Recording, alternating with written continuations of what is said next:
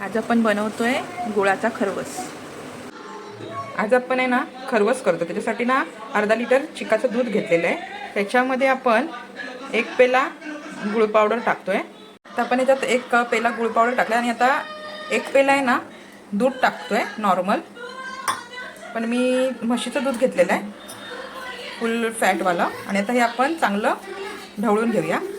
आता याच्यामध्ये ना मी थोडंसं वेलची आणि जायफळ असं जरा कुटून घेतलेलं आहे ते टाकलं आहे। तुम्हाला जर गोड कमी जास्त हवं असेल त्या प्रमाणात तुम्ही गूळ कमी जास्त करू शकता। आता हे सगळं मिक्स करून झालेलं आहे।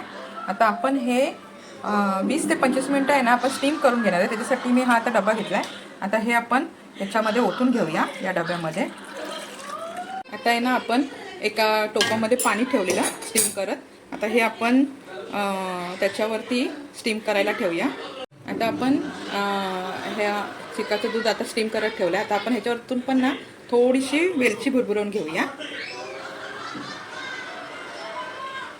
एक छान एक त्याचा स्वाद येतो। वेलची आणि जायफळ मी त्याच्यामध्ये बारीक कुटलेलं आहे।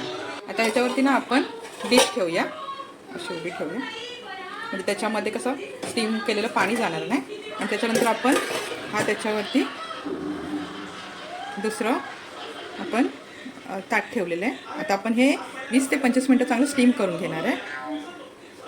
आता बघू शकता 20 ते 25 मिनिटानंतर वाफून तो मी आता काढला आणि नंतर 2-3 तास फ्रीजमध्ये ठेवलेला। आता तुम्ही बघू शकता ह्याच्या छान अशा वड्या पडत आहेत। छान असा घट्ट झाला आहे तो आणि त्याच्या वड्या पण खूप छान पडत आहेत।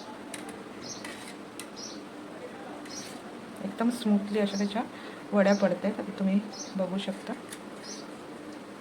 असं एकदम मऊ असा आपला हा झालेला आहे। अशा प्रकारे ना आपला खरवस तयार आहे। छान असा मस्त ज्युसी झाला आहे। तुम्ही पण करून पहा आणि मला नक्की सांगा की तुम्हाला कसा वाटला। धन्यवाद।